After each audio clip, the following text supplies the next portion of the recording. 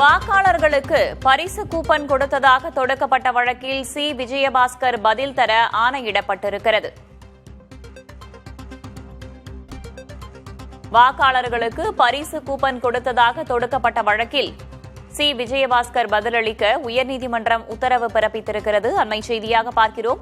கூடுதல் தகவல்களை வழங்குவதற்காக செய்தியாளர் சுப்பையா இணைந்திருக்கிறார். அவரிடம் கேட்கலாம். சுப்பையா, யார் தொடுத்த வழக்கு இது? இந்த வழக்கில் என்னென்ன வாத பிரதிவாதங்கள்லாம் முன்வைக்கப்பட்டன? கூடுதல் விவரம்.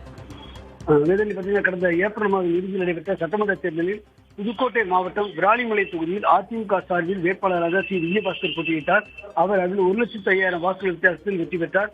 அவர் தன்னை எதிர்த்து போட்டியிட்ட தாவேக வேட்பாளர் முருகேசனை விட 62,000 வாக்குகள் கூடுதலாக பெற்று வெற்றி பெற்றிருந்தார்.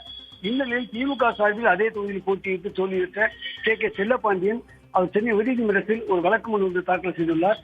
அந்த தேர்தல் வழக்கு மனுவில் விஜயபாஸ்கர் தேர்தல் பிரச்சாரத்தின் போது வாக்காளர்கள் தனக்கு ஆதரவாக வாக்களிக்க வேண்டும் என்று கூறி ரூபாய் 10,000 மற்றும் 2,000 ரூபாய்க்கான கூப்பன்களை விநியோகித்தார் என தெரிவித்துள்ளார். அது மட்டுமில்லாமல் வாக்காளர்களுக்கு பிரிட்ஜ் வழங்க கூப்பன்களை விநியோகித்ததாகவும் தேர்தல் முறையீட்டில் ஈடுபட்டுள்ளதாகவும் தெரிவித்துள்ளார். எனவே விஜயபாஸ்கர் வெற்றி பெற்றது செல்லாது என்று அறிவிக்க வேண்டும் என்று அந்த வழக்கு மனு குறிப்பிட்டிருந்தார். இந்த மனுவானது சென்னை உயர்நீதிமன்ற நீதிபதி என். செந்தில்குமார் முன்பு இந்த விசாரணைக்கு வரப்பட்டது. அப்போது இந்த கூப்பன்களை வழங்கி முறையீட்டில் ஈடுபட்டதை மனுதாரர் தரப்பில் சுட்டிக்காட்டி வாதிட்டார்கள்.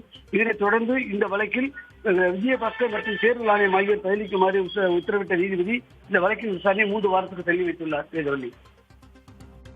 தற்போது அவர் தன்னுடைய பதவியை ராஜினாமா செய்திருக்கிறார். இப்படியான சூழலில் வழக்கு அடுத்த கட்டமாக எப்படி செல்லும் சுப்பையா? அதாவது பாத்தீங்கன்னா அவர் ஏற்கனவே ராஜினாமா செய்து தற்போது தமிழக வெற்றிக்கழகத்தை எழுந்துள்ளார். ஆனால் அவர் தேர்தல் நேரத்தில் இதுபோன்ற வாக்குறுதி அளித்ததாகவும் கூப்பனை கூறி தொடரப்பட்டுள்ளது.